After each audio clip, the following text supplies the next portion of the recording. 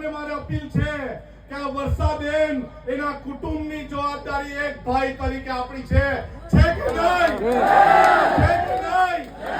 અને પોલીસવાળા અહીંના પોલીસવાળાને બી કહેવા માંગુ છું, તમારામાં તાકાત હોય ને આવનારા દિવસોમાં જેલ ભરો આંદોલન કરવાના, ત્યારે અમને અટકાવજો.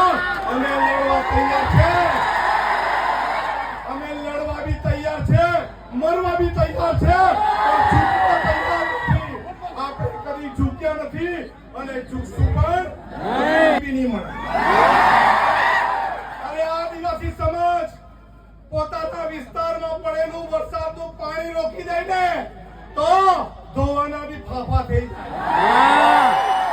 આપણે એક રહેવાનું છે. પાર્ટી પક્ષમાં જ્ઞાતિના ફાટામાં ફટવાનું નથી, બટવાનું નથી, વેચાવાનું નથી. આપણે બોર્ડર લેસ બનવાનું છે. દરેક ભારતીય આદિવાસી એક થવાનું છે. મારો વિસ્તાર તારો વિસ્તાર નહીં. જ્યાં પણ કોઈને તકલીફ પડે, મહારાષ્ટ્રમાં લકીભાઈને તકલીફ પડે તો આપણે સૌએ ત્યાં જઈને એને સહકાર આપવા